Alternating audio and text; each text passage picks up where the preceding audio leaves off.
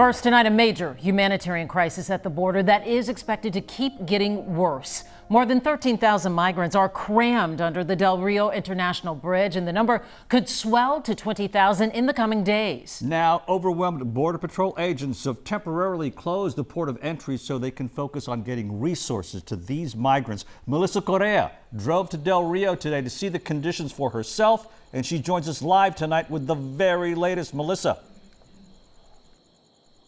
Hey there, Ron. The Biden administration, like you mentioned, is scrambling to get more federal resources here to Del Rio. As for those 13,000 migrants, they are now camping out on the other side of this border fence. Starting tonight, they are being bussed out of the area, 60 to 70 people at a time. We talked to America's top Border Patrol agent about his plan of action.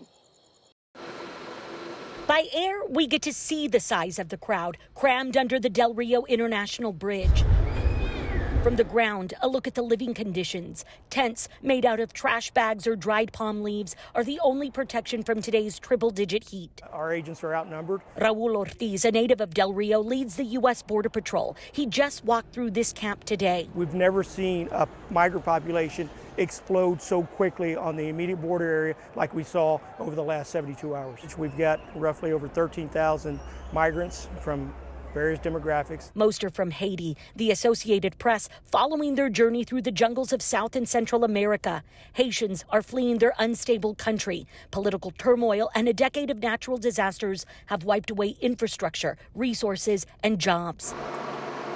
Tonight, the U.S. government has temporarily closed the Del Rio border bridge. People will need to drive an hour away to Eagle Pass in order to cross in and out of the U.S. It's the latest attempt to funnel more federal agents to this camp. Buses are coming too. We're going to be running these buses 24/7, and I'm confident that, within the next 3 to 4 days, we can make a serious dent in the population. Local leaders are hopeful. With more than 13,000 migrants staged less than 2 miles from town, there's fear of a stampede or riot. From my perspective, we need to do everything we can to manage the safety and security of the migrants, the community, and of course our agents. A humanitarian crisis at the border pushed to never-before-seen limits. Additional Border Patrol EMTs arrived at the camp earlier this evening, and they are working their way through the 13,000. In fact, within the last couple of hours, we've seen Border Patrol agents transfer a couple of people over to ambulances.